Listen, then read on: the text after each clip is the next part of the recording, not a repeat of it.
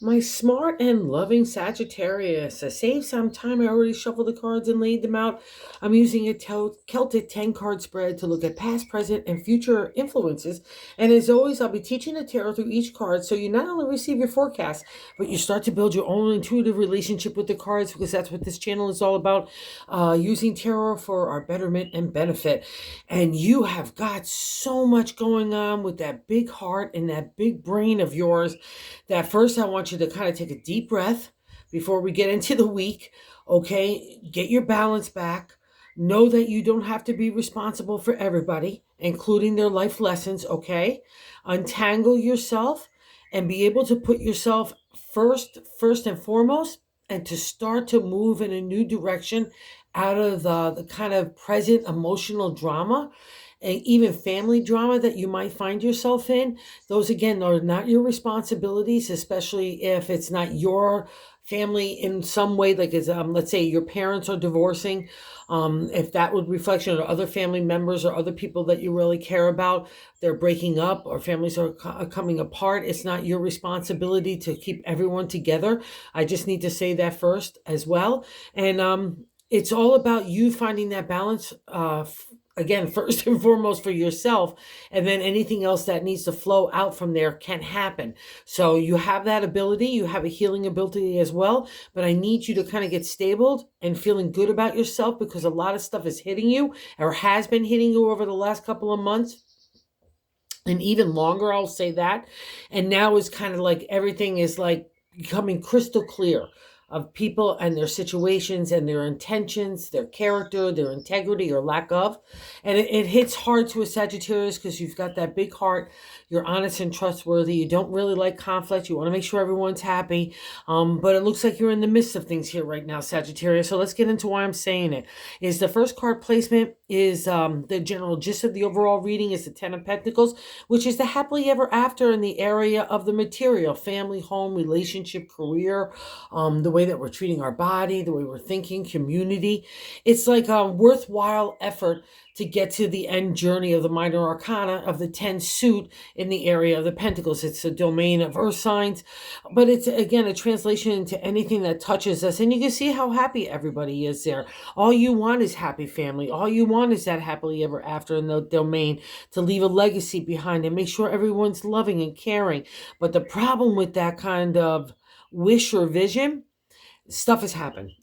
So in the second card placement, which is blocking that manifestation really of the Ten of Pentacles, is the Tower. It's a major arcana card. It's the only man-made structure that you will see in the major arcana.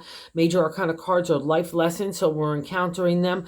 It's a doozy in this one, because everything breaks down around us. All the things that we thought were safe and secure, or even things that we knew we needed to move on from, that God and the universe had kept telling us that, like things need to change here, but nobody did it. And then all of a sudden the Tower comes around and it's chaotic, it's upsetting, it's upheaval, it's all sorts of stuff. It has a lot to do with emotional energy as much as the material world, so it's like in my deck it's Poseidon coming down and like just crashing instead of lightning. You'll see a lightning bolt in the as well in older decks. It's that sudden appearance of a great change, and it's all for our betterment. But it's hard to see that viewpoint when you're in the midst of the Tower. It's really tough. But when it appears for me in a reading, it's in the past reflection, so it's already happened. So you're kind of like all like pickup sticks. It's like everything's everywhere and you're trying to just grab them all and just put them all back together. But they need some of those things, wherever that's touching you, my Sagittarius friends, it needs to go by the wayside. Some of those pickup sticks stay, some of them don't go, because there's a reflection here as well that there's a realistic look that needs to take place to those people and situations in your life. And I know you know what I'm speaking about here. And what makes it really interesting in this 1-2 combo in the seventh card position is the way that we're feeling about ourselves as justice. So in the exalted state, fair and just, business law and contracts are all favored under her domain. Getting to a fair decision. I don't want to have anything that clouds my judgment or honesty or my truth. But because it's combined with the Ten of Pentacles and the Tower, when justice appears, especially in this kind of trio, it would make a representation of a separation. a parting, maybe divorce, like I said, all those kinds of things would fall under those. So if that has happened to you, especially with the third card placement in, the top of the matter in the 10 card spread, or like God and the universe are telling us how to navigate stuff, is temperance. And that would be a reflection to me that you're trying to keep everything together to make sure everyone's flowing of emotion, like you're the keystone. That's the definition of the major arcana card, the temperance. So it's another life lesson that's happening in the present as well. All right. So, well, past reflection for the tower, but it's all affecting you right now. And that's probably why you feel like you might need to keep everyone else together. Okay. And that's great. But just make sure you're keeping yourself together, because part of these cards are like saying that you've taken a tough hit over the last couple of years, and it's kind of like manifesting right now.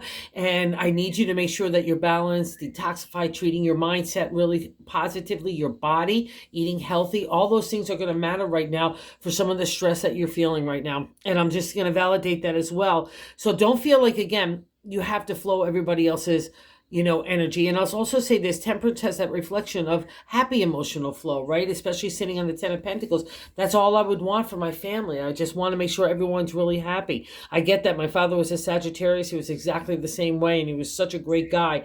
But when upheaval happens, you feel like you need to be the problem solver, the healer, the Sagittarius, right? In the zodiac and the tarot, to make sure everybody else is all right. But right now, I need to make sure you're all right, because in the fourth card placement is that base of the matter in the 10 card spread. But I like to say that gut feeling in the 9 of Swords is the ending, completion of the area of our intellect, intelligence, communication, dealing again with truth and justice. That's a domain of justice as well. But the 9 of Swords has the connotation as, and not only ending up in the minor arcana of the suit of swords, it is all this also the nightmare card. So the nightmare is being generated by our own thoughts. We're the ones that are kind of feeding that fuel up there, and it's affecting everything: our words, our actions, our attitude. It's breaking you down. It's stressing you out, especially sitting in such a prominent position in the 10 card spread.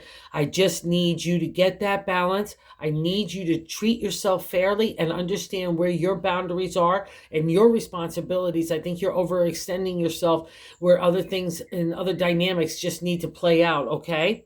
And it's kind of, it's so cool here, because I've got that 9 of Swords. So let's untangle. Let's take that deep breath. Really work hard on there, because we're the ones that are generating those thoughts. So you're the only one that can supplant those thoughts and plant a new kind of positivity there, right? I'm wonderful. I'm smart. I'm great. I'm not responsible for everybody else. I've got the way that life is unfolding. I need to embrace it, because I'll say this too, because it's sitting under the tower, that nightmare card. So that's what's causing you the nightmare, right? That breakup of family.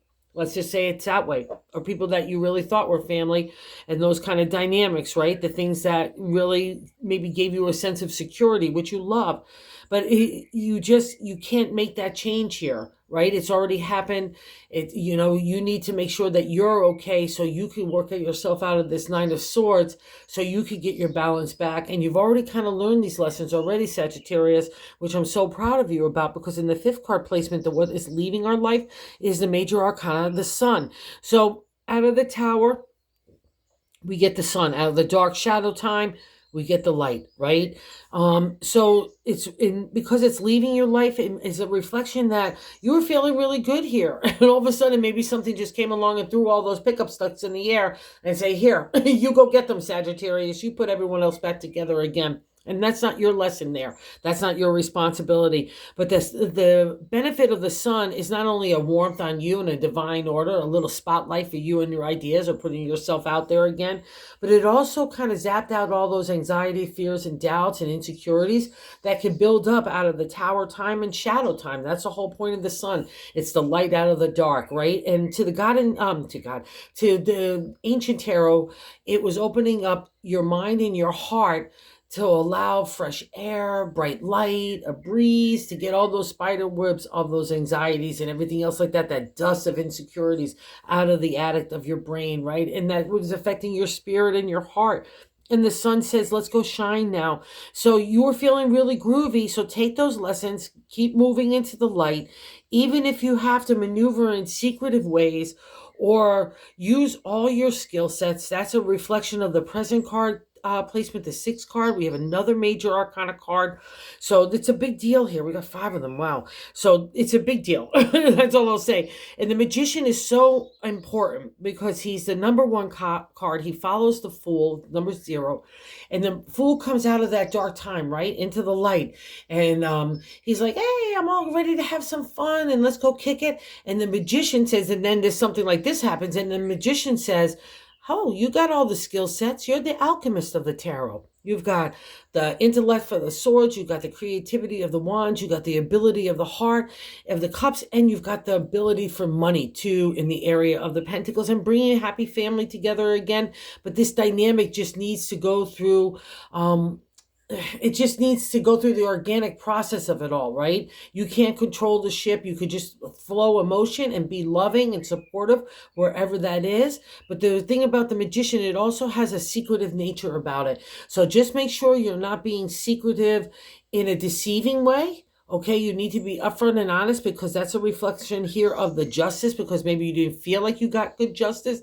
So I don't want you to go backwards in any way, and that's, or like you want your justice, maybe to those people that maybe broke up what your perception is of a happy home. That is definitely not your domain either, Sagittarius. That's God and God alone, right? So wherever that reflection is, just know that in the positive, you have every skill set and every ability to make anything happen in the material world as the Fool goes along for the life lessons. So another indication that the life circle is one is ending and one is beginning, and that would be a reflection here as well too in that combo of the 10 of Pentacles in that tower. Okay, so I just, like I covered with the justice and the self, you know, just make sure you're getting to the real truth and keeping it above board. And I'll also say this because she's got that big sword, you know, we want to make sure it's double-edged. We could get to the truth of stuff and being honest and, you know, balance and so on. But we want to make sure, even if we have to deliver a hard truth, we want to do it with a soft tongue and consideration. We want to balance out everything. We want to take like a Rubik's Cube to look at all different points of view, right? And perspective. That's part of the growth of the Justice card, all right? And I think that's going to come into play when we get to the 9th card position. So trust how you're feeling right here. Don't use it for anything of the non-exalted state like revenge or anything like that. And just trust yourself, okay, here, Sagittarius. And looks like other people look at you as someone that's moving on in a new direction and doing new things in a new way in the area of the material, because that's that 8th card position, the way other people view us. And the Page of Pentacles, it's the potential, the opportunity in the area of the material, right? And to me, he's standing in a lush landscape. Those are all your little seeds for tomorrow's harvest. And lots of little ideas, lots of little creativity, all different things that you might want to try, little thoughts that you want to see where they go. That's the Page of Pentacles, and that's how other people view you. But because we have the Magician here and the Tower of Justice, make sure that other people don't view you, because the Page has a little, not naivety, but an honesty and a vulnerability, because he's just such a big-hearted guy. He's like, wants to go plant those seeds and then show them off to everybody. He's so proud of what he's creating.